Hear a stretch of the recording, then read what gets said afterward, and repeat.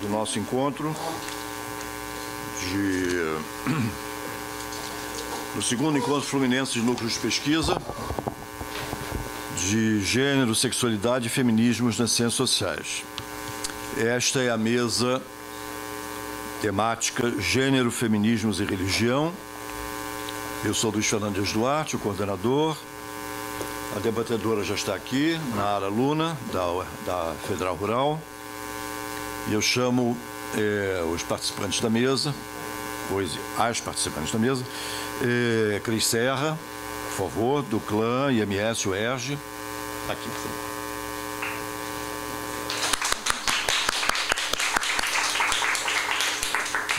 Carli Machado, da Federal Rural.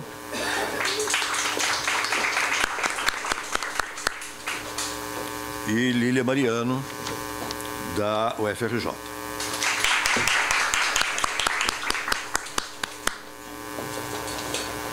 Para mim, pessoalmente, é uma honra e um prazer estar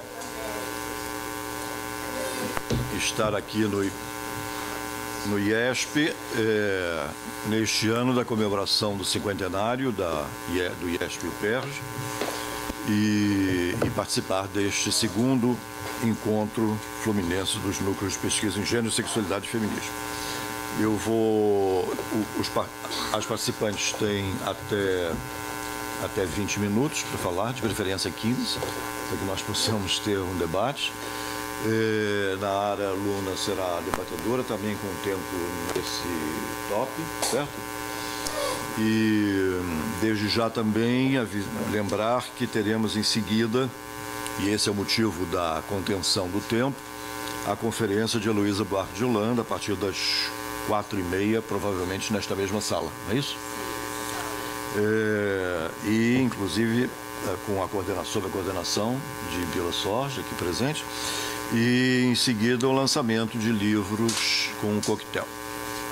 Então, passaremos imediatamente aos trabalhos vamos seguir a ordem do programa, certo, Cris? Com a apresentação de Cris Serra, Cristãs Feministas na Disputa dos Direitos Sexuais e Reprodutivos no Brasil Contemporâneo.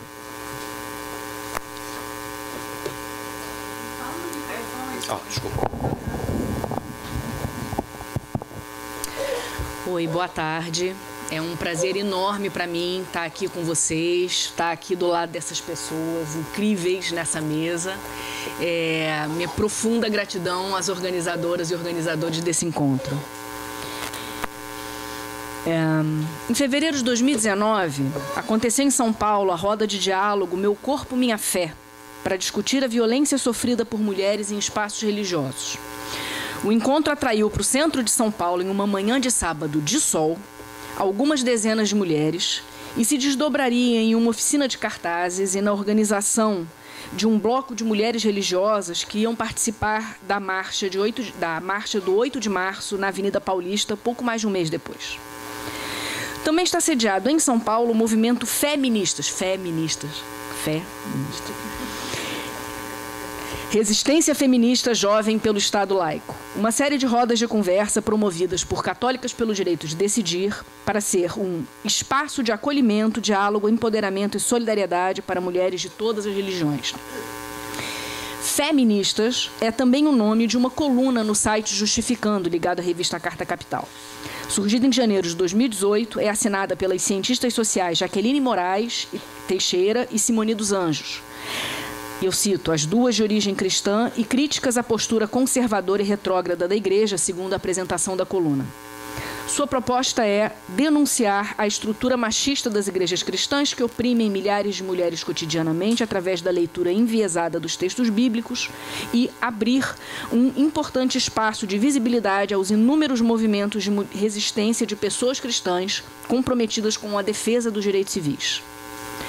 Simone dos Anjos integra também a Rede de Mulheres Negras Evangélicas, criada em agosto de 2018.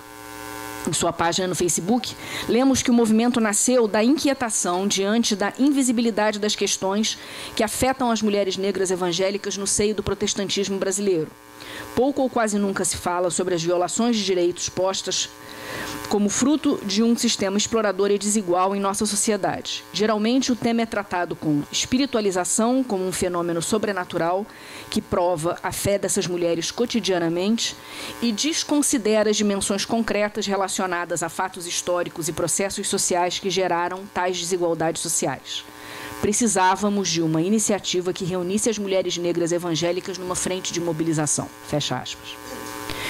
De maneira mais pulverizada e capilarizada, teólogas e pastoras, algumas delas ativistas de católicas pelo direito de decidir, estas especialmente no Norte e Nordeste, realizam encontros, debates, grupos de estudos, de maneira pontual ou continuada, muitas vezes em articulação com outros movimentos sociais, cristãos ou não, por exemplo, organizações de mulheres quilombolas, movimentos de juventude, movimentos negros, não raro em diálogo ecumênico e ou interreligioso. Nesses eventos e grupos, convergem a hermenêutica da teologia feminista e a metodologia da leitura popular da Bíblia herdada da teologia da libertação. O grupo de estudos Flor de Manacá, por exemplo, frequentado por mulheres da Igreja Batista do Pinheiro, em Maceió, é outro exemplo. Suas integrantes dão testemunho do impacto sobre suas vidas e a vida de suas famílias que teve a leitura da Bíblia em sua perspectiva de mulheres nordestinas.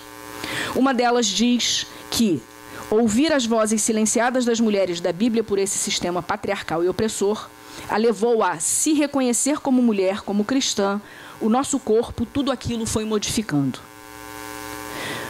Como falar sobre feministas que são cristãs e lutam pelos direitos sexuais e reprodutivos das mulheres diante do antagonismo que vem se consolidando no imaginário público latino-americano, antagonismo que opõe como inconciliáveis mulheres feministas e cristianismo?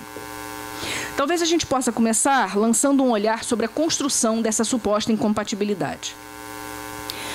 Analisando o processo eleitoral de 2018, Sônia Correia chama atenção para o fato de Bolsonaro ter enfatizado a luta contra a ideologia de gênero em seu discurso inaugural e instalado forças antigênero, como ela chama, em 3 ministérios no núcleo de seu governo.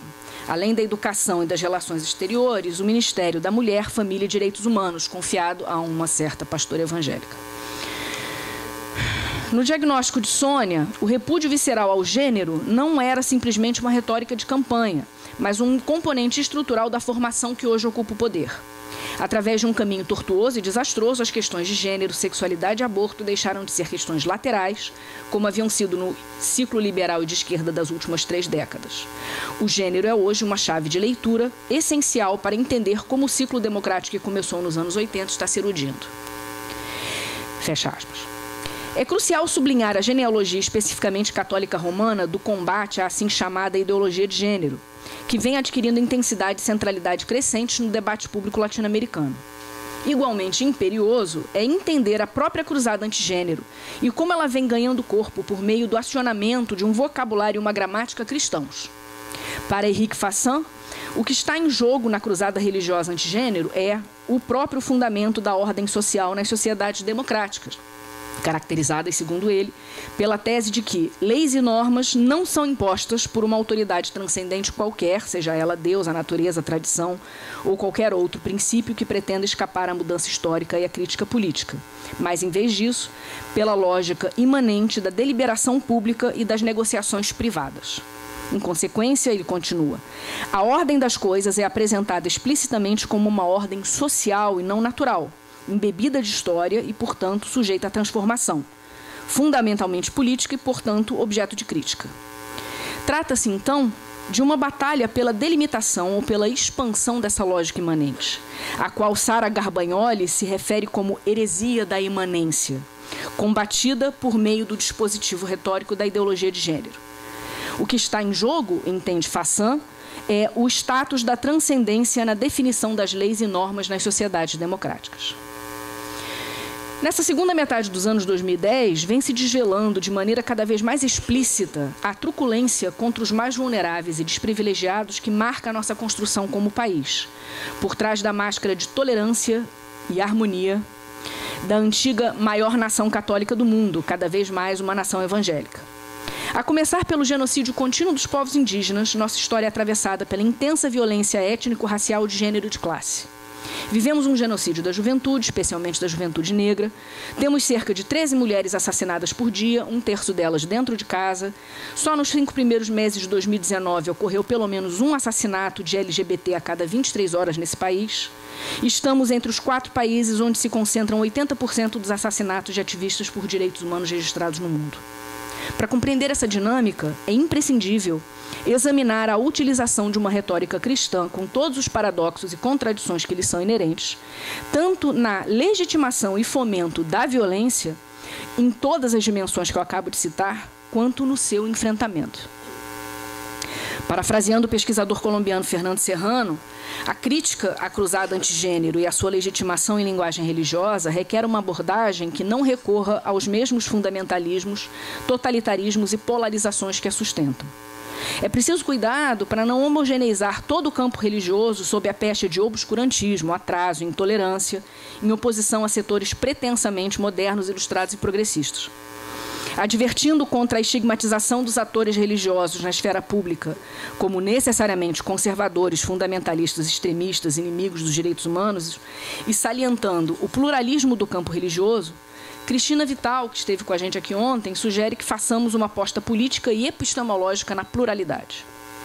Aqui precisamos recordar, com Emerson Jumbelli, Talal Assad e outros que fazem uma crítica do ideário secularista que domina as ciências sociais e humanas, que a representação da religião como um domínio antiquado, quando não retrógrado ou mesmo obscurantista, e pudícuo ou mesmo francamente repressivo, nas palavras de Luiz Fernando Dias Duarte, é uma característica fulcral da modernidade no Ocidente. Esse entendimento do que seja o religioso tem raízes no iluminismo, quando se consolidou a atribuição de um caráter ilusório à religião, entendida como sendo da ordem da crença e, portanto, identificada com o domínio da subjetividade. Estabeleceu-se, assim, a inferioridade da religião em relação à ciência como fonte de conhecimento sobre o mundo objetivo. Também a oposição entre sexualidade, gênero e religião, como dimensões dicotômicas inconciliáveis, é uma característica muito central e peculiar da visão de um mundo ocidental moderna. Em contraste com o caráter supostamente repressor da religião, especialmente os cristianismos, a sexualidade corresponderia ao que há de mais expressivo e autêntico em termos da verdade de si dos sujeitos. Entretanto, tanto essas duas categorias como o antagonismo entre elas são resultado de uma construção cultural que é situada historicamente. No pleito de 2018, no Brasil, a rejeição ao aborto e à ideologia de gênero foi uma das características centrais do público eleitor de Bolsonaro, segundo o mapeamento de Isabela Calil e sua equipe. Os debates centrados na ideologia de gênero podem ser lidos como uma expressão da atualização de violências culturais e estruturais associadas ao ordenamento de gênero hegemônico, como sugere Fernando Serrano, dando continuidade às estratégias de deslegitimação e repressão das mobilizações feministas e adaptação do patriarcado a novos contextos sociopolíticos.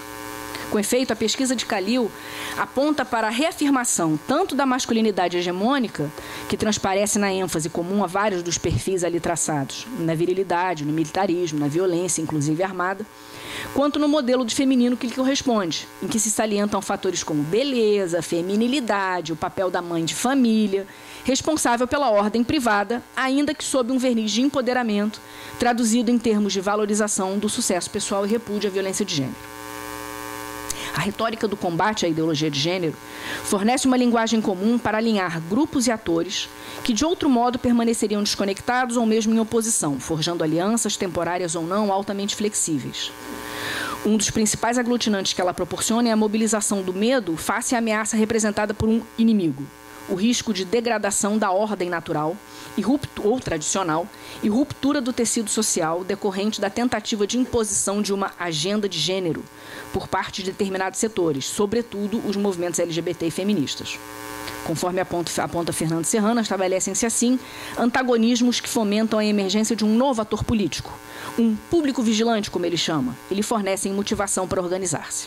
Aqui, Cristina Vital tem analisado a incidência do que chama de retórica de perda, ela falou disso ontem aqui, no processo eleitoral de 2018, mostrando como a percepção de perigo e ameaça de degeneração da ordem social e o desejo de resgate dessa ordem social idealizada contribuiu para o resultado das eleições do ano passado.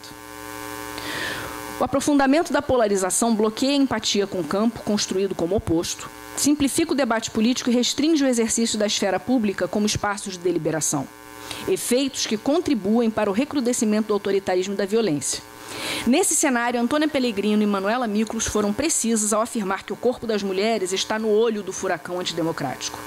Não por acaso, o feminismo, caracterizado como radical e ideológico, associado ao marxismo e alvo de constante propaganda misógina, está no cerne dos ataques antigênero no Brasil. E a pauta da descriminalização e legalização do aborto, talvez a expressão mais acabada da defesa da autonomia das mulheres sobre seus corpos, é de longe a mais demonizada.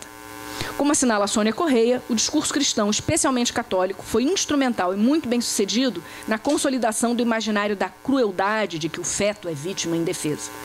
Não admira que 41% dos entrevistados na pesquisa do Datafolha realizada em dezembro de 2018 tenham se dito favoráveis à proibição total do aborto no país, com pequena predominância entre esses de mulheres. Em agosto de 2018, aconteceu no STF uma audiência pública dividida em 2 sessões, convocadas para discutir a ADPF 442, por meio da qual se solicitou àquele tribunal a descriminalização da interrupção da gestação induzida e voluntária em qualquer circunstância, quando realizada nas 12 primeiras semanas de gravidez. Ao mesmo tempo, acontecia no Rio de Janeiro, no auditório de uma igreja católica, o primeiro congresso antifeminista do Brasil. Seu objetivo seria fomentar o debate sobre os malefícios do movimento feminista ao progresso de uma sociedade livre e segura para as mulheres do nosso país, conforme a página do evento no Facebook, que anunciava ainda seu foco na ADPF 442. Chegando ao local, os participantes encontravam, espalhados sobre uma mesa de toalha vermelha, pequenos fetos humanos de borracha. Palestrantes e participantes se referiam ao aborto como assassinato, defendiam o direito à vida e promoviam a contracepção por abstinência. Uma das palestras visava ensinar homens a serem homens. Outra palestrante contrapôs à máxima feminista "Meu corpo, minhas regras" a seguinte advertência: não é seu corpo e se você é cristã sabe disso. Como forma de mobilizar a sociedade civil e visibilizar a movimentação em prol da ADPF 442, a campanha Nem Presa Nem Morta organizou em Brasília um festival pela vida das mulheres. Embora não constasse da programação divulgada na página do evento no Facebook, realizou-se também uma vigília interreligiosa.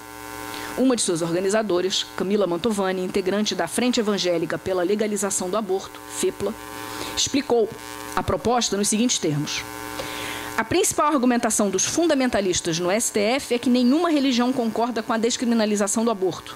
Logo, é antidemocrático descriminalizar. Vocês estão convidados para a nossa vigília interreligiosa, mostrando quanta gente religiosa apoia a descriminalização. Na manhã da segunda sessão da audiência sobre a ADPF 442, falariam os atores ditos religiosos. Em um bloco esmagadoramente contrário à aprovação da ADPF 442, as 2 vozes dissonantes foram Maria José Rosado, presidente de Católicos pelo Direito de Decidir no Brasil, e a pastora Luz Marina Campos Garcia, representando o Instituto de Estudos da Religião, ISER. O fato de uma associação civil de católicos leigos tradicionalistas, Centro Dom Bosco, ter ajuizado uma ação na tentativa de impedir que católicas pelo direito de decidir se apresentassem publicamente como católicas na audiência, deslegitimando-as como representantes do catolicismo, parece indicar o impacto estratégico da ruptura desse discurso cristão hegemônico. Outro indício pode ser a virulência da reação. Depois que a pesquisadora Débora Diniz, uma das principais expoentes do debate sobre direitos sexuais e reprodutivos no Brasil, teve de buscar asilo fora do país, em vista do assédio e das ameaças de morte que sofreu, seria a vez de a pastora Luz Marina ver-se em situação análoga. Única religiosa ordenada a falar em favor da ADPF 442, no mesmo dia da sua participação, ela já se tornaria alvo de ataques e ameaças, inclusive de morte, em seu perfil pessoal do Facebook. Camila Mantovani, diante das ameaças por seu protagonismo como militante evangélica na luta pela legalização do aborto, teria que deixar o país em abril deste ano. Outras atrizes de organizações de mulheres cristãs vêm se engajando no que chamam de uma disputa de narrativas, no intuito de mostrar que o cristianismo é plural e diverso e que nem todo evangélico é conservador. Além da FEPLA, grupos organizados, como as Evangélicas pela Igualdade de Gênero, a Rede de Mulheres Negras Evangélicas e outros, têm buscado acolher e congregar cristãs de diferentes denominações que se identificam com a pauta feminista, sem deixar de chamar para o diálogo mulheres de outras crenças, de outras pertenças religiosas, numa perspectiva ecumênica e interreligiosa. Lançando mão do paradigma da teologia feminista e outras teologias contextuais, esses movimentos se empenham em realizar, sobretudo junto ao público cristão, um trabalho de disseminação, debate, sensibilização e esclarecimento de temas caros ao feminismo, com foco especial na denúncia e no combate à violência de gênero nas igrejas, comunidades e espaços de vivência da fé e na militância pelo direito ao aborto legal e seguro. Em sua atuação, mesclam-se trabalho pastoral, ativismo e uma produção acadêmica que já não se restringe ao campo da teologia, adentrando especialmente as ciências da religião e as ciências sociais. Simone dos Anjos chama atenção para esse diálogo entre ativismo e academia ao destacar o recente e crescente acesso de mulheres negras ao ambiente e à formação universitária na constituição da Rede de Mulheres Negras Evangélicas, por exemplo. A articulação com as pautas da diversidade sexual e de gênero e antirracista também é uma característica central desses movimentos que a gente não vai ter tempo de abordar aqui. Essas dinâmicas remetem à discussão do poder pastoral por Foucault. Ele nos fala de elementos fronteira, que não são absolutamente exteriores ao cristianismo e que desempenham um papel central nas contracondutas, como ele chama, que criam resistências ao exercício do pastorado cristão. Sua observação aponta para o permanente jogo de apropriações e construções mútuas de sentido no campo religioso. Nesse sentido, a pastora luterana Romy Benck, membro do Conselho Nacional de Igrejas Cristãs do Brasil, CONIC, justifica a importância da aliança entre mulheres feministas religiosas, principalmente cristãs, e não religiosas, com o argumento de que a hermenêutica patriarcal da Bíblia é um dos principais pilares de sustentação do patriarcado. Em sua militância e produção acadêmica, Simone dos Anjos lança mão de dados demográficos para mostrar o quanto é significativa a parcela de mulheres evangélicas, especialmente pentecostais, para defender a necessidade não só do diálogo com esse segmento da população, como do recurso a uma linguagem, uma gramática, uma pedagogia que façam sentido para essas mulheres. A cientista social Rosana Pinheiro Machado tem salientado que é impossível separar bolsonarismo de antifeminismo, na medida em que o bolsonarismo é também uma reação à nova geração de jovens feministas, na sua opinião. Nesse cenário, creio que será preciso observar os cruzamentos entre a pertença religiosa cristã, evangélica, pentecostal das mulheres brasileiras, especialmente as jovens, especialmente negras, com sua identificação com o ideário feminista. Como alerta Serrano, se os segmentos que fazem uso da ideologia de gênero para fortalecer a sua presença pública e política conseguiram consolidar o seu discurso sobre gênero junto a amplos setores da população, foi porque falhou a pedagogia social dos grupos e atores que trabalham por mudanças no ordenamento de gênero hegemônico, visando a um novo projeto de justiça social. Para enfrentar os ataques antigênero, alcançar legitimidade e consenso em torno das suas agendas e propostas e construir novos acordos sociais, o diálogo e a mobilização articulada com movimentos como os de cristãs feministas e também os grupos de cristãos LGBT que vêm se organizando no Brasil podem ser indispensáveis. Obrigada.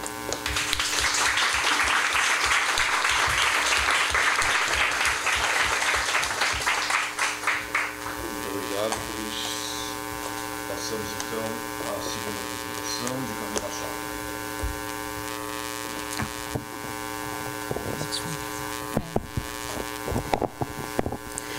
Boa tarde a todas e todos.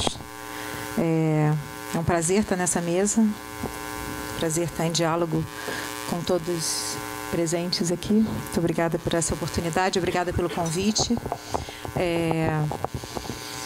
Eu vou trazer hoje um material muito menos estruturado e mais reflexivo, e um pouco pela urgência da temática e do campo, e vamos ver se a gente consegue trabalhar junto. Então, também hoje é um pedido de parceria e coletiva na análise de dados, né? Então, diferente da Cris, que fez essa apresentação incrível, estruturada, perfeita no tempo, eu vou estar aqui lutando com um pouco uma fala mais espontânea e menos organizada, mas bastante cuidadosa, com alguma estrutura também para essa conversa. Bom, o título da minha apresentação é Gênero, Família, Adoção e Crime, uma análise do Ministério Flor de Lis. Então, isso explica um pouco porque as coisas ainda não estão estruturadas para a análise dessa situação, né? Bom, entre 2010 e 2015, eu conduzi um projeto de pesquisa intitulado Crime, Religião e Pacificação. No âmbito desse projeto, eu pesquisei alguns atores do campo político, social e religioso do Rio de Janeiro que operavam na articulação entre religião e crime. Com isso, eu trabalhei com a Assembleia de Deus dos Últimos Dias, liderada pelo pastor Marcos Pereira, que é uma igreja conhecida como uma igreja de ex-bandidos, na Baixada Fluminense. Acompanhei a Tropa de Louvor, que é a banda gospel do BOPE. O Papo de Responsa, que era um projeto de policiais civis, também no Rio de Janeiro.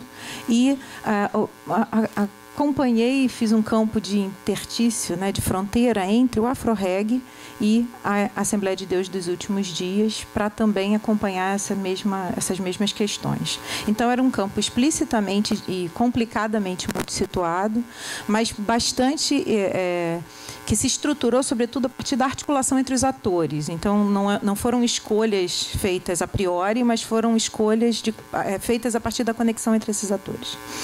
Quando eu comecei a concluir as reflexões sobre esse projeto, a questão que se colocou, principalmente a partir das reflexões do grupo de pesquisa que eu coordeno e participo com Patrícia Birman na UERJ, que é o Distúrbio, a questão que se colocava era a questão das mulheres, né? Porque eu estava ali num campo dominantemente masculino.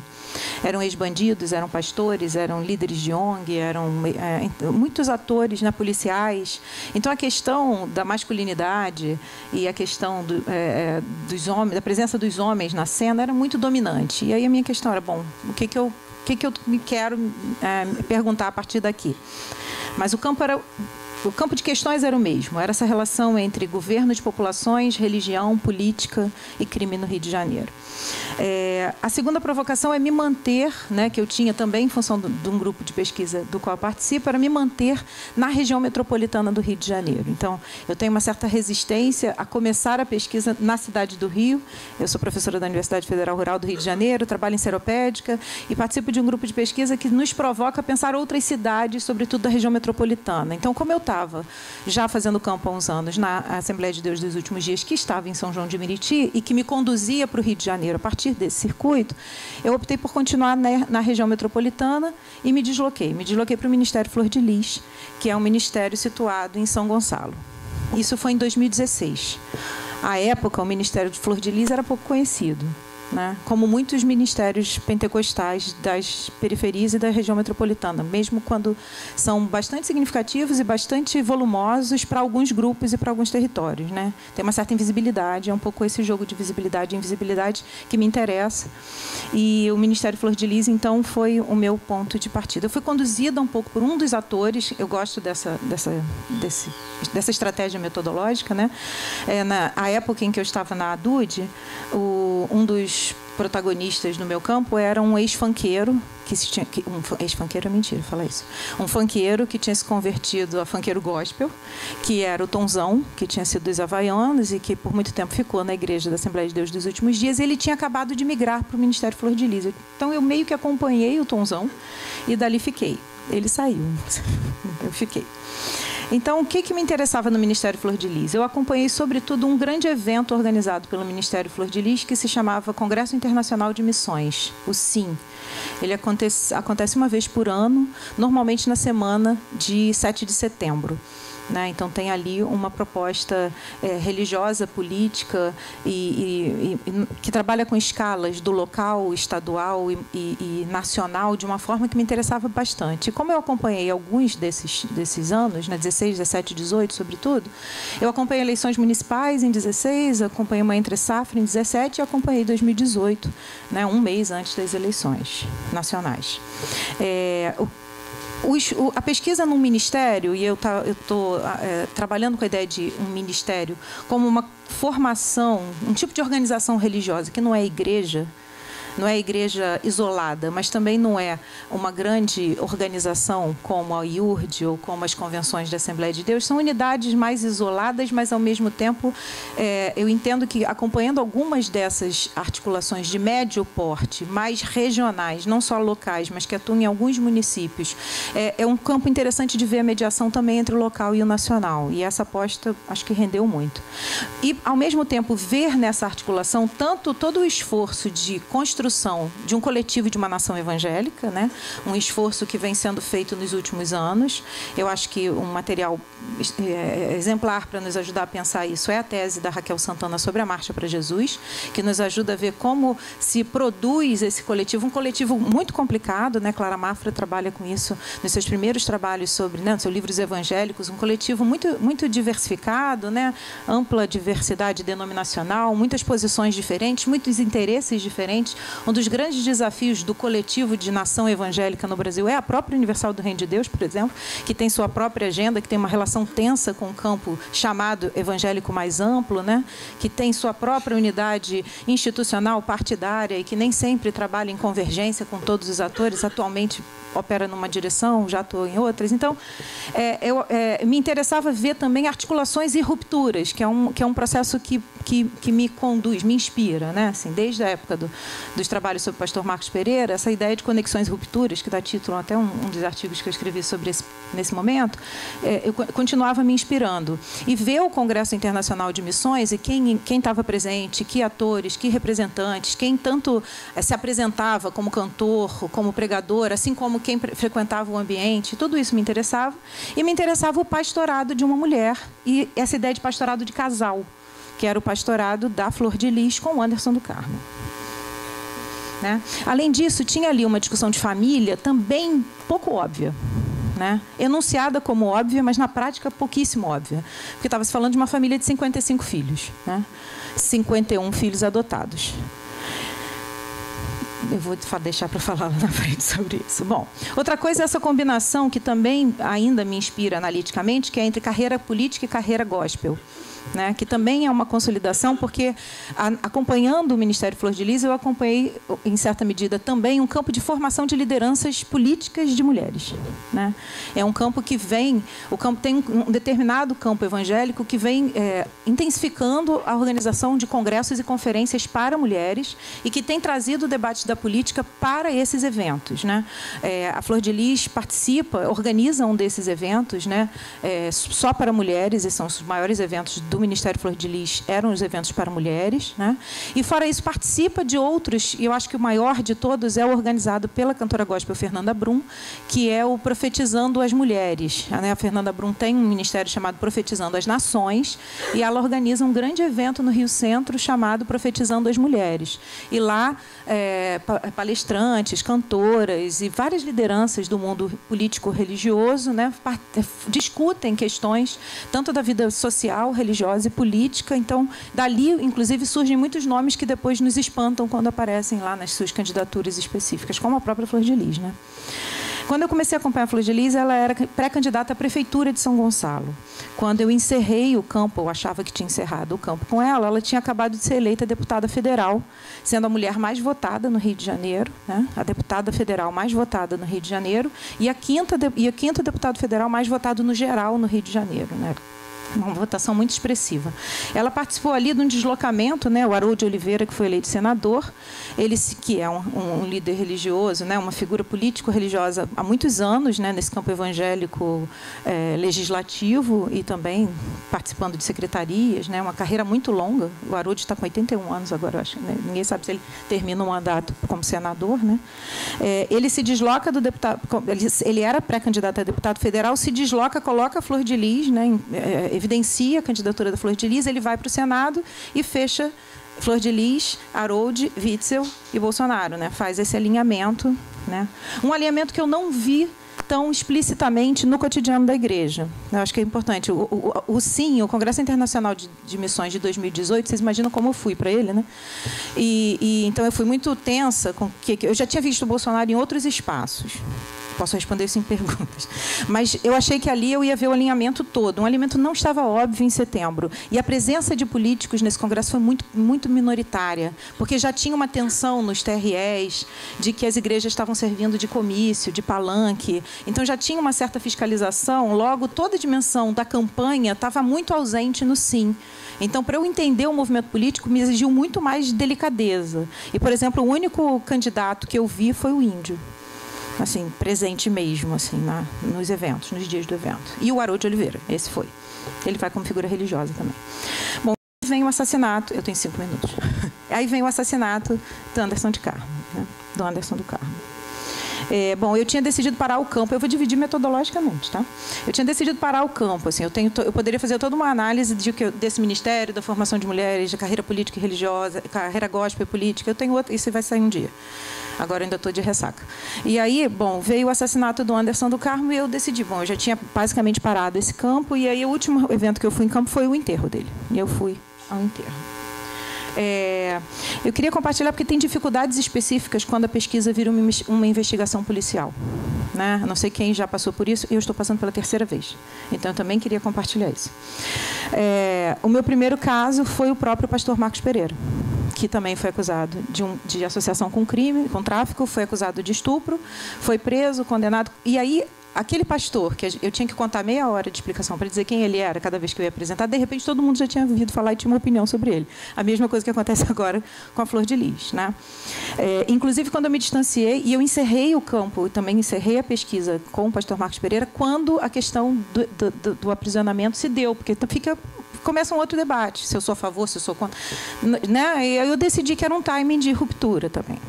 A Flor de Lis eu dei um passo além. E aí vou explicar também por quê, porque eu acho que as questões de gênero se colocaram em outros termos a partir disso, né? Outra questão, então, o segundo foi o assassinato de um dos integrantes da Tropa de Louvor. E, especificamente, o único que tinha me dado algum tipo de informação. A Tropa de Louvor era uma pesquisa muito difícil. Porque, como os integrantes da tropa eram do BOP, eles não compartilhavam onde iam tocar antes das apresentações. Porque eles diziam que é uma questão de segurança. Então, esse rapaz foi o único que me deu uma brecha ali, consegui ir a alguns shows da Tropa de Louvor por causa das informações que ele me passava. E ele foi assassinado, fora de serviço, na Baixada Fluminense também, em Austin. E agora chegava às minhas mãos o assassinato do Anderson do Carmo, né? Então, quando eu comecei a discussão sobre crime e religião, eu também acompanhei 2 casos sobre os quais eu nunca escrevi, que foi a chacina de Realengo, onde tinha um componente islã na construção do perigo daquele, né, do Wellington Menezes, que era o executor da chacina, e tinha, na mesma época, acompanhado o assassinato do Glauco Vilas Boas, com a questão da ayahuasca e o Cadu, e toda essa articulação entre religião e perigo diante de determinadas cenas de crime. Ali eu estava interessada em cenas de crime, acabei não escrevendo sobre isso. E depois as cenas de crime que, pelo visto, se interessaram por mim. Há quem diga que eu tenho que tomar cuidado com o próximo campo de pesquisa. Eu recebi o WhatsApp, por favor, não escolha a minha igreja. E aí, curiosamente, o assassinato do Anderson do... Curiosamente, nada, essa palavra é completamente descabida com todo o meu argumento. Mas o que acontece? O assassinato do Anderson do Carmo acaba virando o caso Flor de Lis. Né? Quando você vai na mídia, o que se encontra, sobretudo, é o caso Flor de Lis. Então, o assassinato do marido vira o caso da esposa. Né? E aí, um longo dossiê de acusações relacionadas às questões de gênero começa a aparecer ao se tratar da questão do assassinato do Anderson do Carmo e do caso da Flor de Lis. Então, eu vou trazer para frente o argumento explícito para vocês depois me ajudarem a pensar. Na articulação gênero, política e religião, né, eu trabalho há mais tempo com a discussão política e religião, né, religião e política, geralmente, dependendo do campo religioso que se apresenta, a religião faz com que a dimensão política seja colocada absolutamente em segundo plano e discute-se muito a religião. Então, assim, tem um jogo de visibilidade e invisibilidade, de fatores de perigo e fatores investigativos que, quando articula-se religião e crime, por exemplo, a religião é um dos grandes temas da investigação. E outros aspectos da política, do caso, vão para segundo plano. O outro problema é quando entrou gênero, política e religião. Então, de novo, a questão política ficou em terceiro plano, e aí vem gênero, religião e política como grandes, né, gênero e religião como grandes temáticas de debate.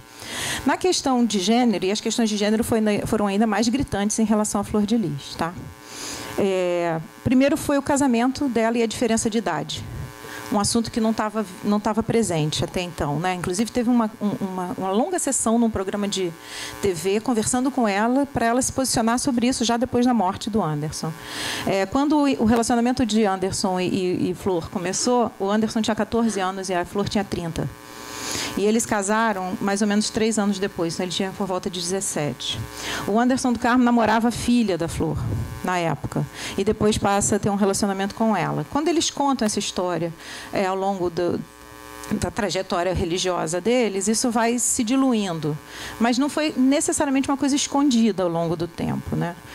Então, quando ele morre, uma das principais hipóteses que surge, assim, muito rapidamente, era o fato de que era um crime passional, de que ela teria demandado a execução dele por causa de um caso, né, extraconjugal. Esse caso rapidamente deslizou para ser um caso possivelmente com essa mesma filha, que ainda continua na família dos 55, né, que é uma filha biológica da Flor, só da Flor, né?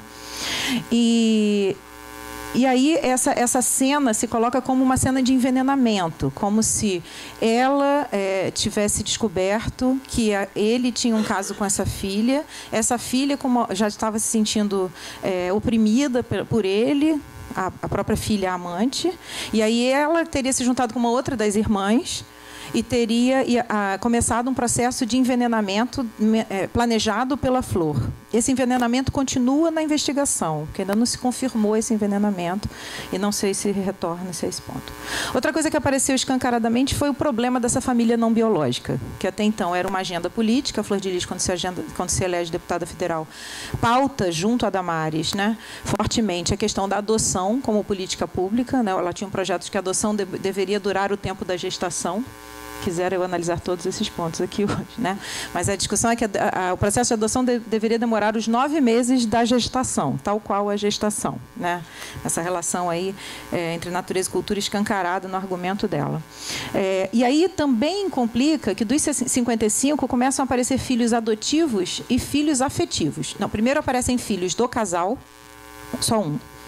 Filhos dela, 3. E 51 adotivos e afetivos, ou seja, começam a se descobrir vários que não são adotados formalmente. Inclusive, uma está em processo no Ministério Público, que quando foram conversar com todos na investigação, descobriram que ela não tinha certidão de nascimento, não tinha adoção, não tinha nada, morava 7 anos com eles. Bom, outra coisa que surge são os filhos assassinos, porque hoje os 2 presos são 2 filhos, um biológico da Flor e um adotivo afetivo. Eu não consigo descobrir se ele é adotivo formalmente. Aparece a filha amante e a questão do envenenamento.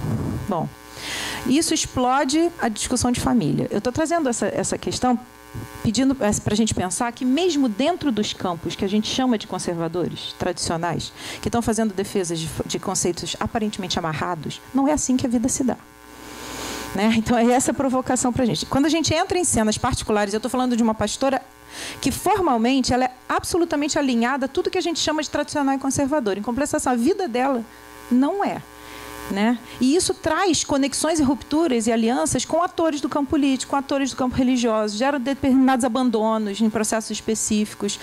Eu fico curiosa sempre tentando entender quem é o advogado que está, porque tem uma troca intensa de advogados que se aproximam, que saem, quem paga esse advogado? Qual é a crise financeira que se coloca? Eles são ricos. Aí não sei se alguém assistiu alguma reportagem dentro da casa deles. É uma casa de classe média de periferia. Então, assim, tem todo também um glamour de que as pessoas são ricas, endinheiradas, não sei o quê. É um carro de classe média baixa, é uma casa desorganizada que nem a minha. Assim, entendeu? Tem um closet assim, incrível de ver, porque toda cena entra pelo closet. São aquelas coisinhas de casa e vídeo, sabe?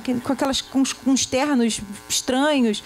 Então, tem toda uma coisa que a gente, às vezes, de fora, monta com um glamour, com uma solidez, como a gente também produz um hegemônio do lado de lá, que eu acho homogêneo, né?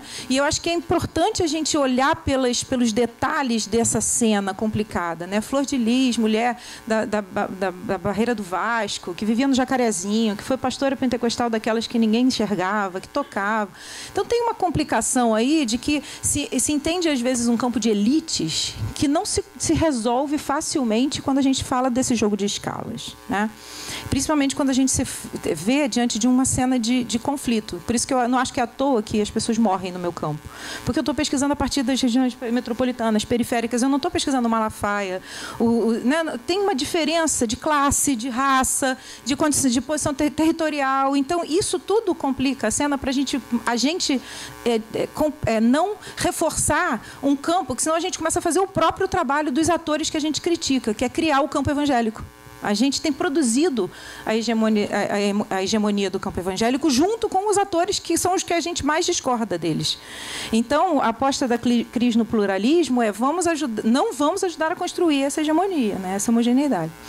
Para encerrar, só queria chamar a atenção que só teve uma reportagem, com isso eu termino, sobre o assassinato de Anderson do Carmo como um crime político. A Flor de Lis era pré-candidata, de novo, à Prefeitura de São Gonçalo. São Gonçalo é uma região extremamente conflitiva, com amplo domínio miliciano nesse momento.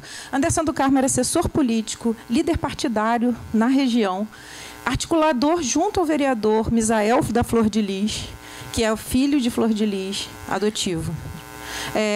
Já é vereador eleito. A única reportagem que trata, assim, mais de... para não me equivocar, mas foram encontradas 30 perfurações no corpo de Anderson do Carmo, né? O que justificava o crime passional a princípio, mas que também justifica um crime de ódio político. E nós temos uma cena de 11 assassinatos políticos na Baixada Fluminense em 2016 até 2018, ou seja, na região metropolitana, onde os crimes de morte, né, a gente discute o assassinato de Marielle como um crime político, mas a gente tem uma ampla cena de crime político na região metropolitana do Rio de Janeiro, né? E que, quando você situa Anderson do Carmo nesta posição, recoloca o problema. Mas quando essa cena é montada com gênero e religião na frente, a política aparece em uma das inúmeras reportagens e, curiosamente, eu acho que acertadamente, numa agência como a Mídia Ninja. Que eu acho que eu não acho que foi à toa que teve o cuidado de construir essa discussão. Inclusive, a reportagem termina com a discussão: quem matou Marielle Franco, quem matou Anderson do Carmo, quem matou. Quem matou, né? A pergunta continua a mesma: quem mandou matar, quem matou. Mas se todos são possíveis crimes políticos, vamos continuar. Mesmo na família de 55, continua podendo ser um crime político. Porque aí tem outra configuração de que família não é política. Então, gênero, família... E isso num país como o Brasil, onde toda discussão de política e família, né, é também uma discussão adensada. Então, o tempo todo as categorias estão sendo consideradas perigosas, disruptivas na relação com uma determinada concepção de política. Então, se a família não é política, se a gênero não é política, se a religião não é política. E é um pouco essa tentativa, né, de trabalho que eu me interesso a fazer a partir desse problema, apesar da cena ser uma cena pública tão devassada. Mas eu acho que ainda tem muito que a gente pode tirar daqui. É isso. Desculpa pelo tempo, Luiz.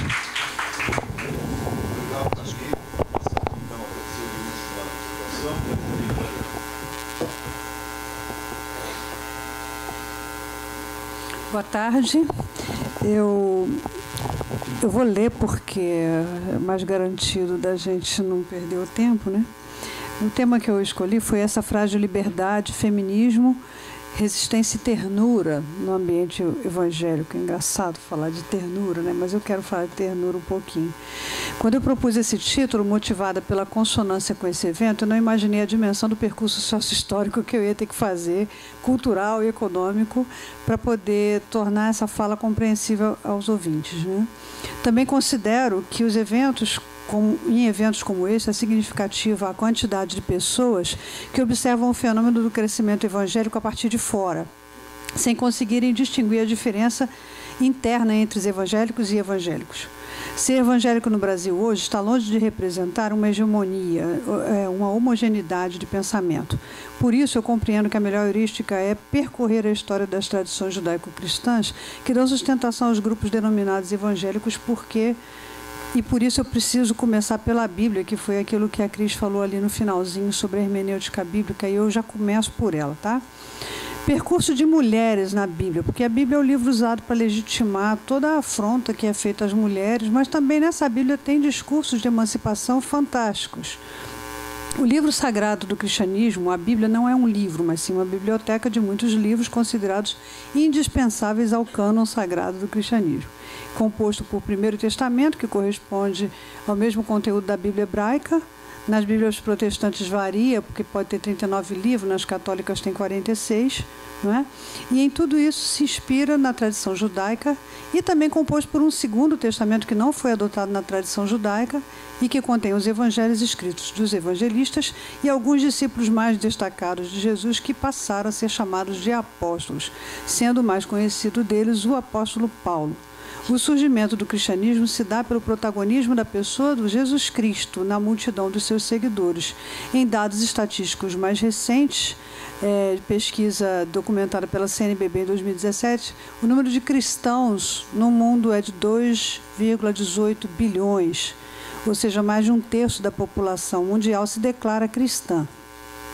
Ser cristão nos primeiros séculos era um tipo de judaísmo dissidente que foi, com o tempo, ganhando contornos próprios até assumir uma identidade diferenciada. A extensão do cânon bíblico do Primeiro Testamento foi discutida, expandida ou restringida em momentos diferentes da história, mas é neste cânon que despontam diversos textos usados tanto no judaísmo quanto no cristianismo para restringir as mulheres a partir da primeira mulher registrada nessas narrativas, Eva, aquela que conduziu toda a humanidade à separação de Deus. As narrativas míticas criacionistas são conhecidas de todos nós, mas as ciências bíblicas, em especial a exegese, que é a área de onde eu venho, amparada pela arqueologia, tem estabelecido alguns pontos, que eu destaquei aqui uns 5 ou 6. Primeiro, a história bíblica como um todo tem raízes longínquas na antiguidade, de períodos nos quais o patriarcado não estava plenamente consolidado e o matriarcado era muito valorizado. Isso é um dado que a minha fala é para dar insights para vocês correrem atrás e pesquisarem mais, tá bom? Por isso são encontradas no Primeiro Testamento narrativas sobre mulheres significativamente emancipadas, matriarcas destemidas como a juíza Débora, conselheiras espirituais como as profetisas ou a necromante de Endor, quem o rei Saul foi consultar, e elas estão ali, presentes nas narrativas. O processo redacional dos escritos desses livros é mesclado, usando mão de redatores homens e também de redatoras mulheres, tá? Mas o formato final que o cânon assume é produto de círculos de orientação patriarcal. Daí que esses processos femininos por trás das narrativas e redação são abafados e silenciados. Na virada histórica, o ponto 3, entre os dois testamentos bíblicos, o patriarcado bíblico já estava instaurado. E ele se refletia duramente no tratamento que as lideranças religiosas dedicavam às mulheres. Neste momento, elas eram propriedade dos homens, sem voz na sociedade, reprimidas, sem nome nas genealogias, etc. 4. No segmento de Jesus, caminhava-se totalmente na contramão. Jesus tinha um comportamento muito emancipatório em relação às mulheres, ousado até para os nossos dias, pois, como um profeta, ele não apenas era seguido por muitas mulheres, como por elas se permitia tocar, abraçar, aconselhar e, inclusive, ser financeiramente sustentado por elas, coisa que muitos homens atualmente ainda têm dificuldade. A própria Maria Madalena foi a primeira discípula a levar uma mensagem ordenada por Jesus. E não por acaso ele era atacado pelos líderes religiosos do seu tempo. Aqui eu quero destacar o pessoal de Netflix aí, assistam a série da Maria Madalena, muito bonita. Eles fizeram uma recuperação histórica de toda essa construção de que ela era uma prostituta, desconstruíram isso tudo, foi bacana.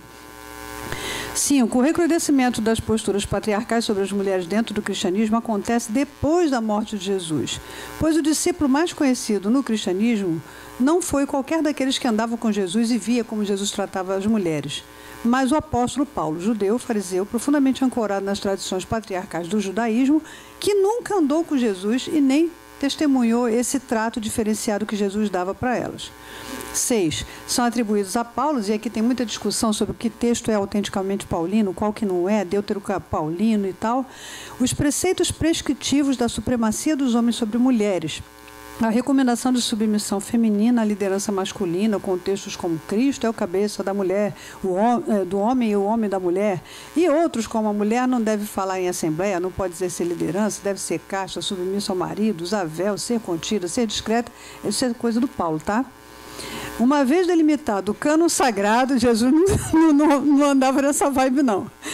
Uma vez delimitado esse cânon sagrado do Novo Testamento, estes preceitos ficaram incluídos e, por isso, também considerados sagrados. Todo esse contexto sócio-histórico está nas bases do cristianismo como um todo e, consequentemente, endorça o comportamento que o segmento evangélico tem.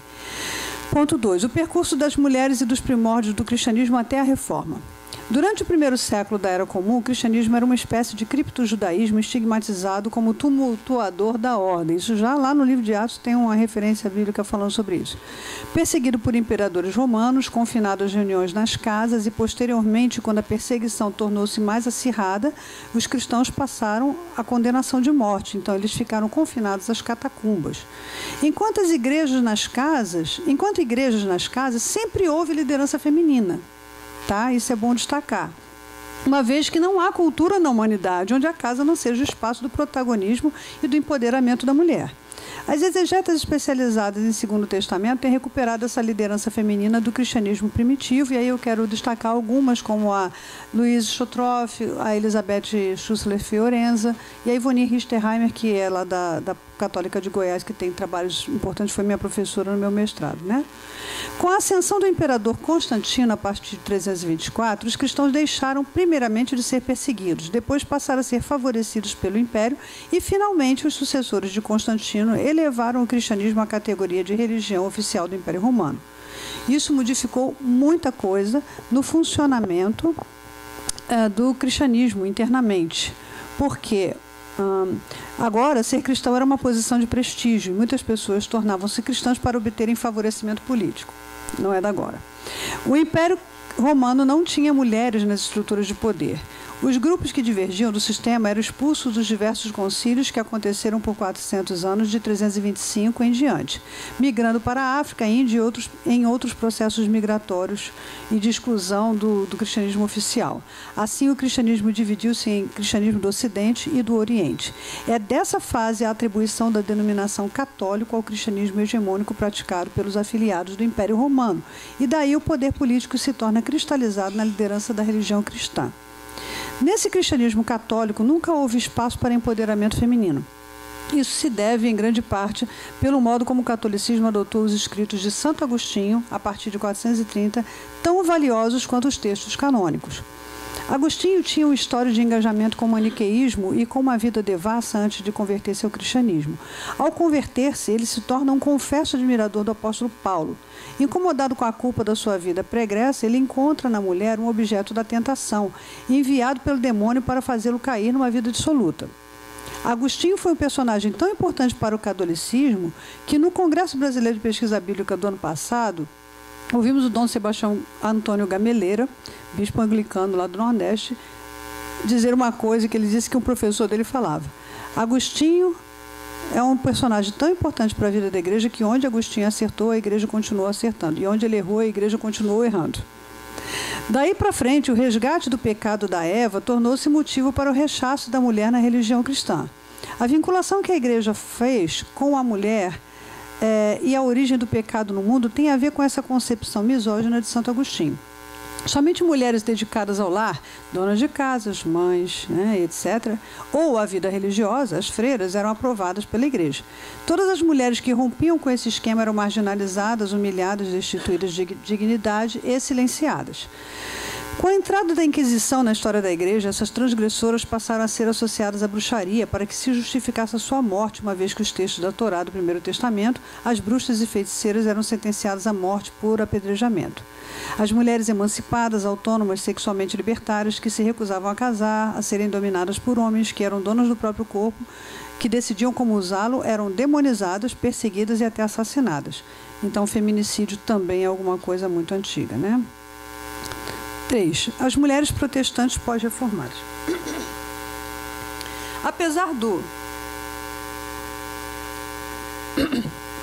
movimento da reforma ter criado uma cisão significativa nos rumos do catolicismo do Ocidente, o mesmo não aconteceu quanto à emancipação das mulheres. Pelo contrário, houve uma reafirmação de restrição das mulheres, pois a maior nação protestante do globo, os Estados Unidos, foi colonizado por protestantes puritanos, que eram um segmento sectário dentro do próprio movimento reformado. A origem do sectarismo dos puritanos está conectada com as sucessões do trono inglês, quando Henrique VIII, que estabeleceu o protestantismo na Inglaterra, morreu e Elizabeth ascendeu ao trono. Reavivando o catolicismo na Inglaterra, os protestantes passaram a ser perseguidos. Os colonos que se estabeleceram na costa leste da colônia possuíam uma religiosidade purista, copiando a castidade e a moral cristã dos religiosos mais dedicados que viviam nos monastérios. Sempre que se fala em castidade no segmento cristão, os modelos mentais voltam-se para a culpabilização da mulher, pois ela é a sedutora que induz ao pecado, e isso não era diferente nas colônias. As práticas medievais de queima das mulheres nas fogueiras da Inquisição continuavam guardadas às devidas proporções, mas de outra forma. O mote era o mesmo: o horror à bruxaria, a associação de mulheres emancipadas com bruxas também se dava e era motivo de morte por enforcamento. Tem um filme aí que passava na sessão da tarde repetidamente, As Bruxas de Salem. Aquilo ali é uma história real, né? É mais ou menos naquela linha ali.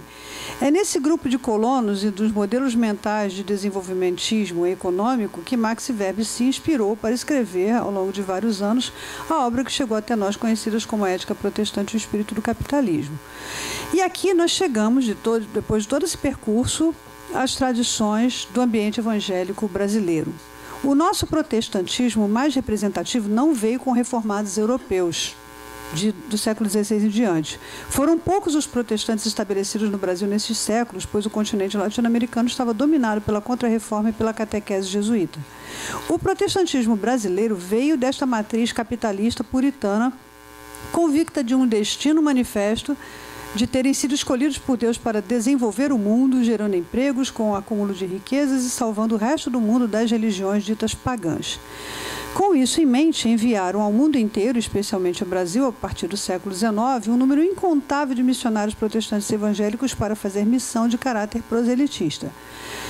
Já trouxeram da terra natal o sentimento anticatólico, mas ao chegarem aqui foram perseguidos por católicos.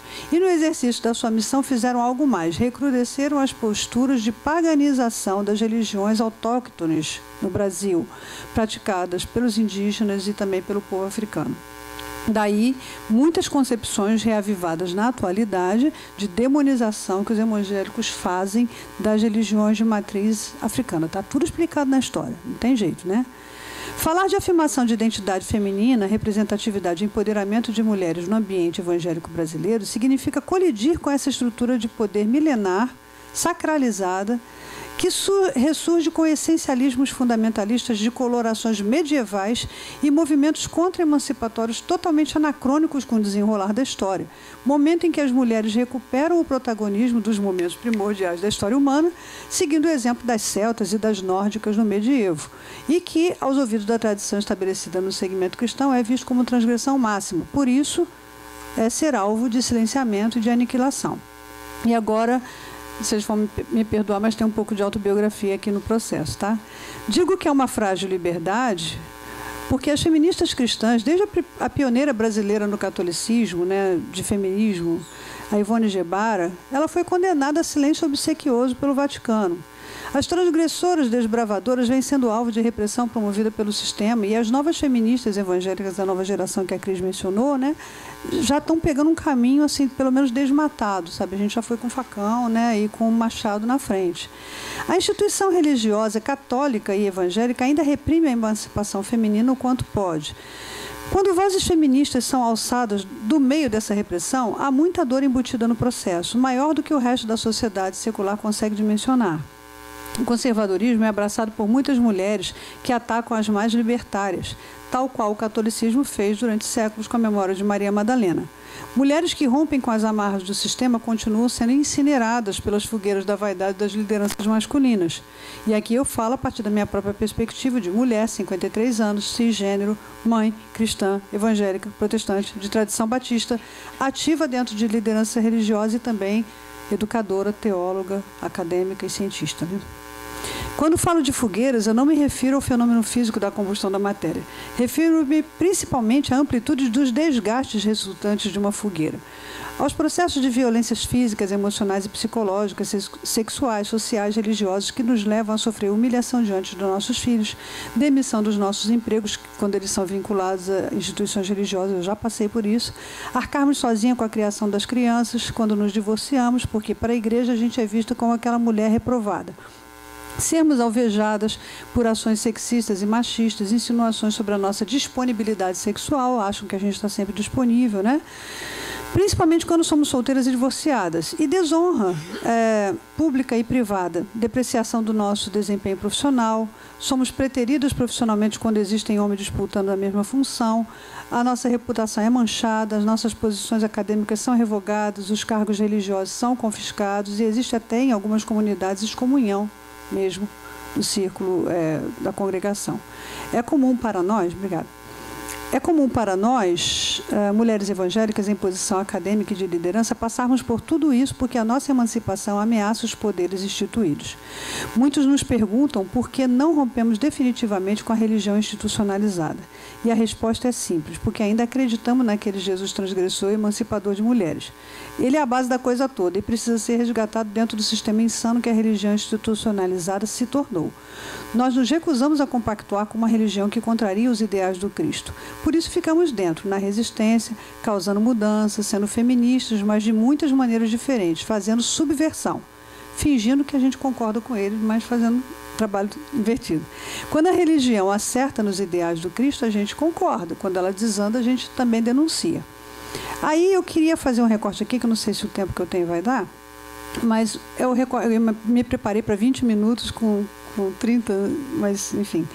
Eu queria fazer um recorte evangélico sobre a emancipação de mulheres neopentecostais. E isso daqui é um insight que eu tive a partir do papo com a Elô, depois do lançamento do livro Explosão Feminista.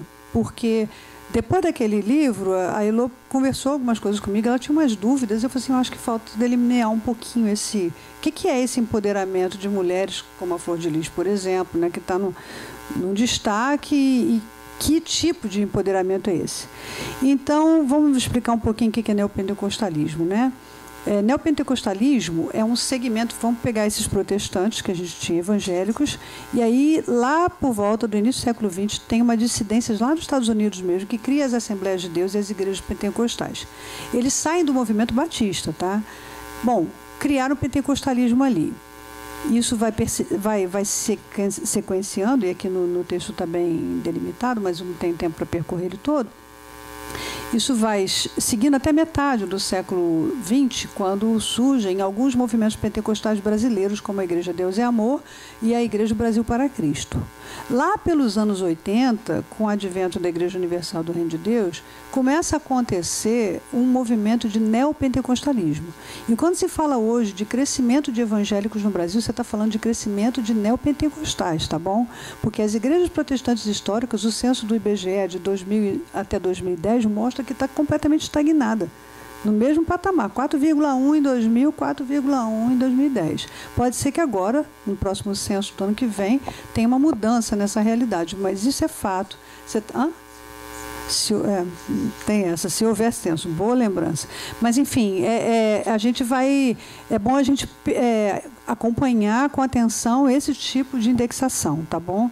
Porque isso vai modificar algumas coisas. Então, você tem um Edir Macedo, que toma conta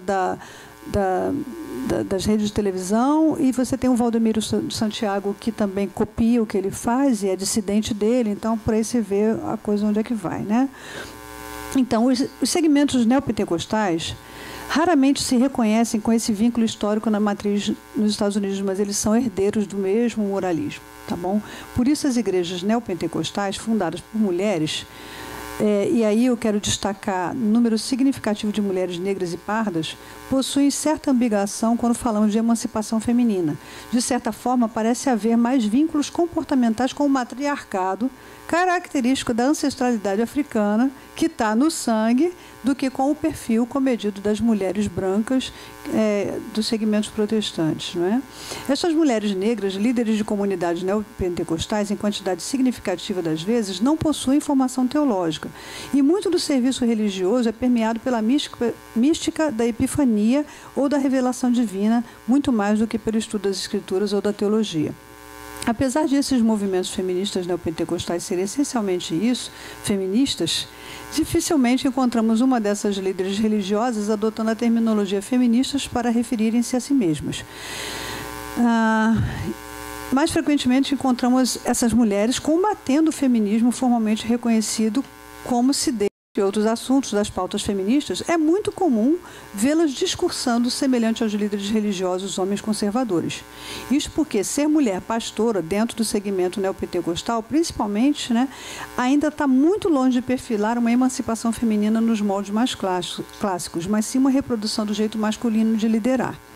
Com isso, apesar do seu protagonismo e liderança, à semelhança das CEOs das grandes corporações lideradas por mulheres, os modelos de liderança muitas vezes são cópias das lideranças masculinas. O que faz com que muitas mulheres evangélicas que lutam por emancipação não se reconheçam nem se sintam representadas pelo feminismo enquanto fenômeno de emancipação. E aqui eu já estou no último tópico, sem perder a ternura jamais. Há muitas formas de fazermos feminismo. Nossas mães e avós, quando trabalhavam na casa, criaram os filhos, lavavam, cozinhavam, limpavam a casa, limpavam nossas orelhas, fiscalizavam os nossos dentes escovados e nos esfregavam, retirando as caracas dos nossos corpos infantis, muito assíduos nos banhos mal tomados. Não faziam isso por um constrangimento social. Elas faziam isso porque se sentiam donas do espaço da casa, responsáveis por nossa educação. Elas não se envergonhavam disso, de fazer comida decente para nos nutrir, de nos manter limpos e asseados, pois elas colocavam nisso toda a dignidade de ser mulher, embora tantas vezes afrontadas pelo machismo instituído, que as deixava sozinha nessa missão. Mas ser feminista dentro do segmento evangélico requer uma dose mais forte de sutileza, discernimento e de ação estratégica, requer ternura. Bater de frente é administrar veneno sobre nós mesmos. Talvez por isso não sejamos tão combativas na mobilização das mulheres. A gente é mais discreta um pouco, né? A nova geração não, elas estão com tudo, a gente dá maior força para elas. A gente faz feminismo a partir do nosso jeito simples de ser mulher. Tá, tô terminando. Mas em certos momentos de disputa por espaços de poder, é preciso maior inteligência emocional e também assertividade. Em diversos dos meus artigos eu reivindico esse lema, sem perder a ternura jamais. É frágil a liberdade que nos foi conquistada por mulheres dentro dos segmentos evangélicos. Por um lado, se vamos à luta com a veemência dos movimentos feministas seculares, sofremos retaliações institucionais das quais muitas de nós não teríamos condições de se recuperar. E tantas sozinhas estão criando seus filhos, precisam de emprego. Então, muitas vezes, optamos pelo caminho da subversão, de minar territórios, de educar para mudanças de modelos mentais, que é um trabalho mais árduo, mais lento, porém eficiente e mais demorado. Esse foi o caminho consciente que eu mesma percorri por muitos anos, e só nos últimos 3 anos eu me apresento como feminista publicamente. Até porque meus filhos já estão criados, voaram do ninho e agora eu estou por minha conta. O tipo de retaliação que eu vou sofrer nas instituições religiosas não afetará mais a comida que eles comem no prato. É simples assim. Por outro lado, se declarada e publicamente engrossamos as fileiras feministas das mobilizações de rua, como da Marcha das Vadias, Parada do Orgulho Gay, etc., estaremos gratuitamente colidindo com o moralismo das estruturas de poder dos segmentos religiosos, e isto custará a frágil liberdade que já conquistamos no território da subversão para continuarmos minando o terreno com a educação que muda os modelos mentais. O caminho da ternura me parece ser o que produz efeitos mais consistentes. É preciso lutar sem perder a ternura, gritar sem perder a ternura, escrever sem perder a ternura, lecionar sem perder a ternura, criar os filhos sem perder a ternura, estudar sem perder a ternura, escrever teses, dissertações sem perder a ternura. Porque se perdermos a ternura no processo, aqueles que embrutecidos nos violentaram por tantos séculos terão vencido, terão sequestrado a feminilidade da nossa essência, terão roubado de nós aquilo que temos de mais lindo, a nossa identidade de mulher. Obrigada.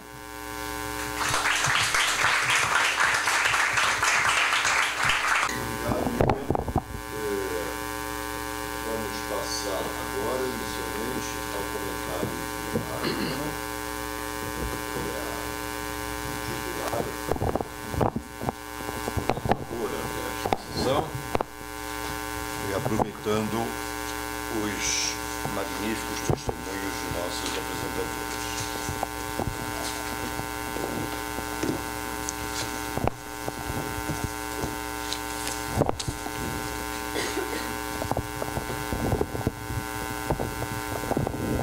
Bom, eu quero agradecer às organizadoras do evento pela a oportunidade de estar aqui, de debater os trabalhos, de ouvir outras pessoas, né? Eu gostaria de ter estado aqui ontem, mas outros compromissos acadêmicos na Rural não me deixaram, né? E assim, eu vou fazer esse debate apenas a partir do que eu ouvi, né? Enceta uma série de desafios, né, para mim, tá? Então, por acaso, bom, meu amado orientador Luiz Fernando aqui, né, do meu lado, mas por acaso as expositoras todas são minhas conhecidas. A Lília foi minha colega de trabalho no Seminário Batista, né? A Carli é minha colega de trabalho na Rural e nós nos conhecemos nas Ampox, né? Ela ainda apresentando o seu trabalho de doutorado em andamento, e a Cris eu conheci no CLAN, né? Na UERJ, em eventos falando dessa interface, né? Então, embora eu conheça as três, né, debater o trabalho das três é outra coisa. Então, vamos tentar ver as articulações possíveis, né? A Cris Serra, ela faz um mapeamento de como anda o movimento feminista cristão mainstream, né? E como se articula com outras marchas, né? Com outras marchas, com as marchas das feministas que não são cristãs, né? E a difícil articulação entre esses sujeitos, uma vez que as instituições que elas integram muitas vezes são contrárias a essa parceria, a esse diálogo, e tem uma dinâmica ali do reconhecimento, né? Então, assim, parte da argumentação dela se centra na atuação das católicas pelo direito de decidir, de como elas não são, embora apareçam no espaço público, e isso eu digo como pesquisadora, porque elas já foram ao Supremo várias vezes para se manifestar em nome, né, de segmentos religiosos, né, a Igreja não as reconhece como católicas, né? Então, ela vai falar dos paradoxos, né? Os paradoxos de ser cristã, quando o conservadorismo, neste momento no país e nos últimos anos, tem sido associado à religião cristã ou a segmentos de religião cristã que se apresentam como a voz verdadeira, né? Então, se na Igreja Católica a instituição ou o magistério se apresenta assim, o Papa, os bispos, né, teriam mais autoridade. Não necessariamente é desse jeito no protestantismo, mas mesmo assim, dentro do campo protestante, alguns expoentes se dizem porta-vozes dos protestantes todos. Já foi citado aqui Silas Malafaia, por exemplo, eu acho que ele seria um desses ícones, tá?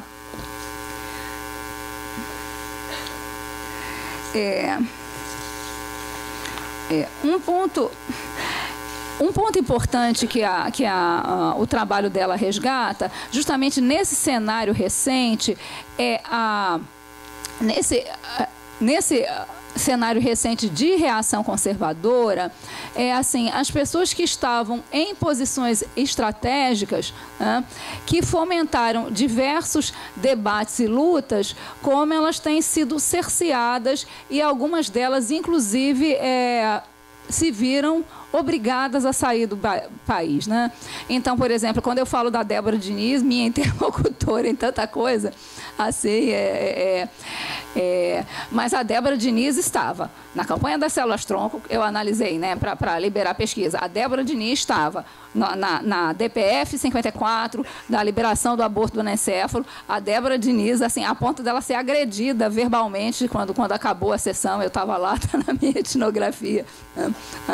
Então, como essas pessoas não se encontram mais seguras, né, ou não se sentem mais seguras de habitar o espaço público brasileiro e de se colocar como interlocutoras, elas têm que fazer um recuo estratégico, né? Uma foi para Costa Rica, outra está, acho que nos Estados Unidos, né? Mas, assim, como essas pessoas têm saído aí, e a despeito disso, o debate continua no sentido de tentar complexificar esse campo, né?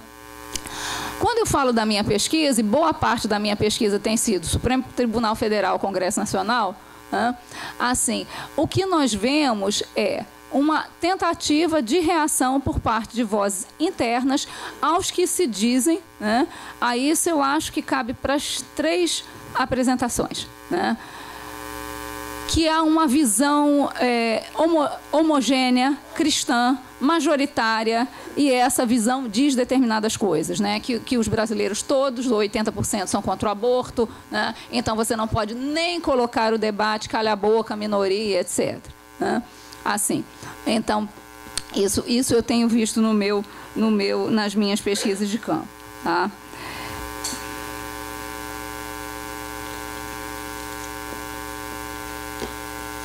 Assim, o trabalho que são 3 trabalhos também muito diferentes entre si, né?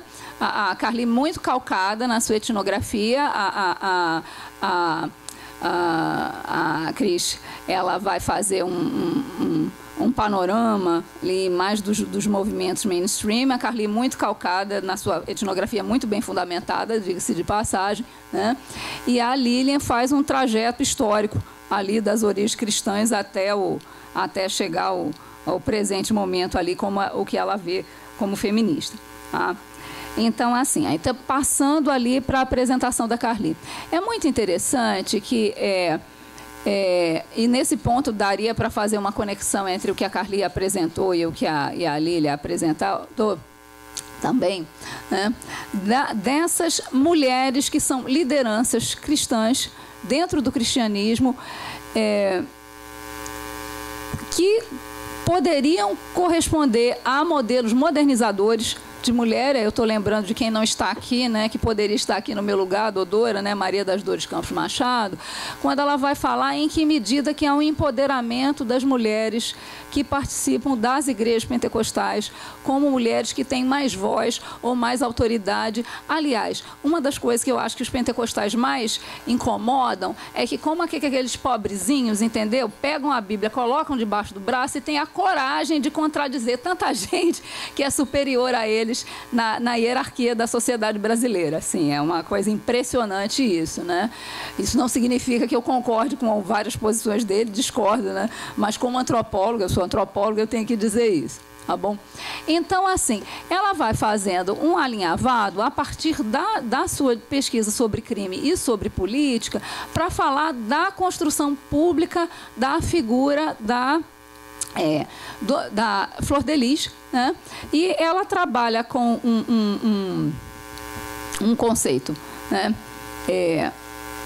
De grupo religioso que não é o conceito mais estabelecido, né? Em geral, a gente fala de congregação, fala de igreja, fala de seita. Ela está falando de ministério, né?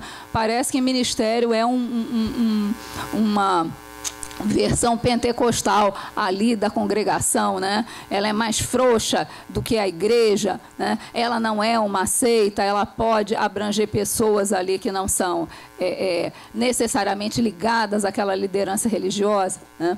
E é curioso, nessa dinâmica de visibilidade e invisibilidade que a pesquisa mostrou, como que um crime político não é reconhecido como crime político. E é interessante porque tem toda uma discussão moralizante. Eu não tinha a mínima ideia da diferença da idade do casamento, né? Engraçado, o Silas Malafaia chamou o Caetano de pedófilo, não foi? Ah. Então, só para lembrar, assim, mas como assim, né? Rouba o namorado da filha, tem 14 anos, ela tem 30, e está tudo legal, né? É curioso quanto isso é completamente desviante, tá, da imagem que se supõe das mulheres evangélicas ali, submissas ao marido, né? E quando a mulher é uma liderança mais forte que o marido, para fazer um contraponto, assim, entre uma liderança que se apresenta como modernizante dentro da sociedade brasileira. Eu estou pensando no Edir Macedo, né? E Edir Macedo, quando vai falar, e eu quero discordar um tanto da Lília nesse sentido, que o neopentecostalismo, em geral, ele cerceia menos a mulher pode usar as roupas mais modernas e tal, fazem ministérios de empoderamento dos casais. Isso é interessante, a mulher está englobada no casal, mas ministérios de empoderamento. No entanto, ele, em sermão, falou que, quando ele foi para os Estados Unidos com a filha, ele não incentivou as filhas a fazerem faculdade, porque aí elas submeteriam os maridos, né? Então, assim, como é que pode ser um julgo desigual e etc. Então, eu lembro que eu fiquei horrorizada, né, discutir isso com a Edilane, que é pesquisadora especialista, super especialista, na Universal, né, de caramba, né, parecia fake news quando me disseram, eu vi, não, é o próprio dizendo isso, tá? Então, assim, diante disso, como é que fica essa pastora cuja vida familiar seria poderia ser acusada de desviante em tantas coisas, adoções múltiplas, né? Isso é uma jogada política para ela se fazer de caridosa, para ela ganhar adeptos, né? Então, havia uma série de acusações em torno da Flor de Lis, mas ela, como cantora gospel, cantora evangélica, ela consegue o quê? Uma votação eleitoral expressiva, né, para ser deputada federal, né? E quando acontece o crime não é tratado como um crime político, mas como um crime passional, aí lava-se a roupa suja da família, etc., né? Atualmente tem acontecido tanta coisa no Brasil e nós temos sido tão aturdidos com absolutamente tudo, que ficou esquecido, assim, mas andou bastante tempo nas páginas dos diários do Rio de Janeiro, do Globo, por exemplo, né? Da cobertura jornalística, né? Então, como fazer para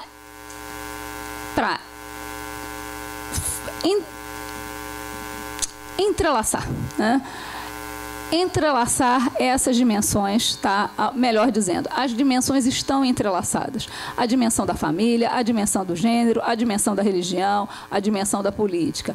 Estamos num período, e isso eu ia falar com o Luiz Fernando, falaria com a Ana Cláudia Marques, né? Que nunca a gente precisou tanto pensar a política como associada com a família.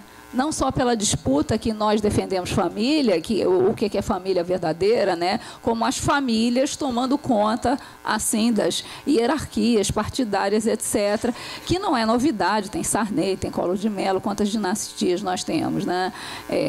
Mas assim, que se dá de uma forma muito, muito, muito, muito escancarada, tá? Então, a pesquisa que a Carly mostrou, né, desses entrelaces, mostra isso e mostra essa dimensão que seria desviante, que seria transgressora, assim, da própria pastora Flor de Lis e da família, né, dessa família que vem ao espaço, ao debate público. Então, começa a ver isso. Eu estava pegando a cobertura jornalística, né, as fofocas, né, assim, que aparece e tal, tem caso, não tem caso, haveria isso, não haveria, né? Agora, é muito curioso, eu acho que nessa cobertura, em momento algum, eu tinha ouvido falar da diferença de idade dos dois, né? Que curioso, porque isso é uma das categorias principais de acusação, né? Vai casar com menina? Aqui, a Tata Werneck, né? Tá namorando aí, como é que vai criando, né? Tirar a fralda, esse tipo de coisa não aparece, tá?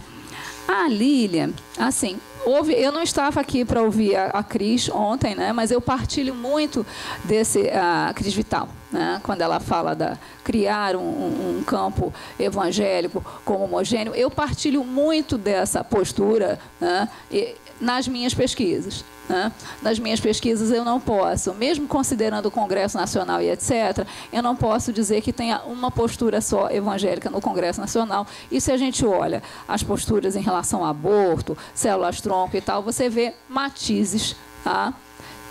Tendendo, claro, ao conservadorismo, tá? Mas vê matizes. Então, é importante mostrar as diferenças, tá?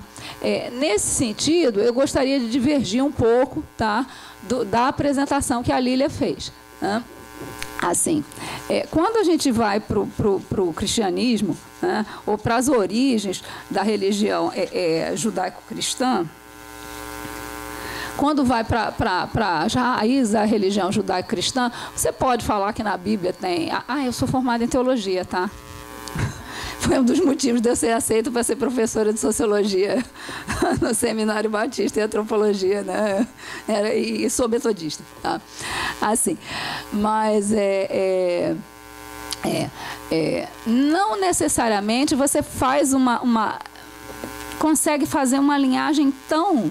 Né? A sua narrativa, Lília, foi de uma linearidade assim, olha, qual é a raiz das feministas cristãs, né? E de onde ela vem, quais são as questões que são apontadas desde a origem do cristianismo, de uma versão menos patriarcal, de um ambiente menos para um ambiente mais. É interessante fazer a recuperação, e eu falo isso como quem lê a Bíblia, né, de personagens profetisas, juízas e etc., que são minoritárias, que são desviantes. Isso é interessante se colocar também, mas pensando que elas estão dentro de um contexto patriarcal, né? Tem mulheres dentro do contexto patriarcal tremendamente poderosas. A Jezabel era uma peste. Ela manda matar todos os profetas de Israel e etc. Tem umas coisas assim, está ali uma mulher poderosa do mal, absolutamente do mal. Tá? Como tem as poderosas, pode ter as poderosas do bem também. Tá? Nesse sentido, tá, eu queria divergir da leitura que você faz do apóstolo Paulo. Verdade que Paulo não andava com Jesus, né? Aí divergir de Bíblia para Bíblia, tá? Pensar que diversas das declarações de Paulo falou foi de colaboração com mulheres, a Priscila, que era apóstola, junto com Áquila, que é citada primeiro, junto com Áquila, da Febe, etc. Então, assim, nos textos paulinos tem vários acentos de Paulo falando das mulheres como suas principais colegas de trabalho. Então, você cercear Paulo e pegar os textos que seriam aquele das mulheres sejam submissas, que tem toda uma... Submissa, não permita que as mulheres falem na Assembleia. Tem uma crítica textual para dizer que não foi escrito por ele. Então tem toda uma discussão. Então, nesse sentido, eu acho mais produtivo pensar na diversidade das narrativas bíblicas, que não são uniformemente machistas nem uniformemente feministas, que mostram diferentes experiências do seu tempo, né? E assim, pensando também nessa coisa na relação quanto às religiões evangélicas que chegam ao Brasil, né? A narrativa da reforma protestante... olha só quem chegou aqui, né? Tá? A narrativa da reforma protestante... ela permitiu, dentro do quadro puritano, um empoderamento das mulheres via a sexualização. São poderosas, assim, porque elas são mais dignas e os maridos são brutais. Movimento de santidade, né? Então, mostrar outras narrativas possíveis ali, né? Daquelas puritanas empoderadas ultramoralistas, né? Também pensar em termos do cristianismo e em termos da formação. Já? Tá. Também pensar em termos da formação do pentecostalismo no Brasil, em que medida que dentro você vê a contradição. Como eu sou antropóloga, né? Eu gosto de olhar as coisas ali no seu próprio campo, né? De ver a contradição de a mesma igreja, né? ou dentro do mesmo quadro pentecostal, que não é único, né? Aquela instituição que diz que não ordena mulheres, porque Paulo disse que as mulheres deveriam ficar caladas, né? E que as mulheres devem ser submissas, mas as mulheres sempre se defendem, não, ao marido, não é todos os homens, né? E elas dizem que são submissas e se rebelam o tempo todo. Colocar que essas mesmas mulheres fundam igrejas, né? E você vai pegar o testemunho das pessoas assim, a pastora é melhor que o pastor, a missionária é melhor do que ele, né? Algumas igrejas são igrejas de casal, que isso é uma coisa interessante que aparece no trabalho que a Carli apresentou, né? Que o ministério não é um ministério único, o ministério da mulher líder, né? Mas como tem aparecido assim esse ministério do casal, quando a mulher é liderança. Quando o homem é liderança, nunca é ministério do casal, ela é a mulher do pastor, assessora, né? Auxiliar idônea. Então, assim, ainda dentro do pentecostalismo, então ele permite isso, que a mulher, nesse matiz modernizante que a Maria das Dores Campos Machado chama atenção, assuma posições de liderança, né? Tenha voz de uma maneira que ela não teria em determinadas organizações tradicionais, mas nesse, aí que é interessante o contraditório, esse assumir a liderança e a voz, muitas vezes vai assumir, isso a Lília falou, né? A voz da posição conservadora, né? Lília, eu queria, assim, né? Sobre a questão da ternura, né? Eu não sei, eu sempre sou uma pessoa tão raivosa, sabe?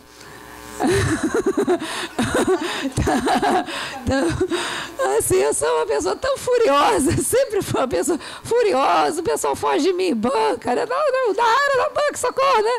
Assim, então, assim, que eu acho que tal a gente pensar que a ternura seja uma alternativa viável, um caminho viável, mas que haja outros caminhos viáveis nessa construção ali da evangélica, que se manifesta, que discorda.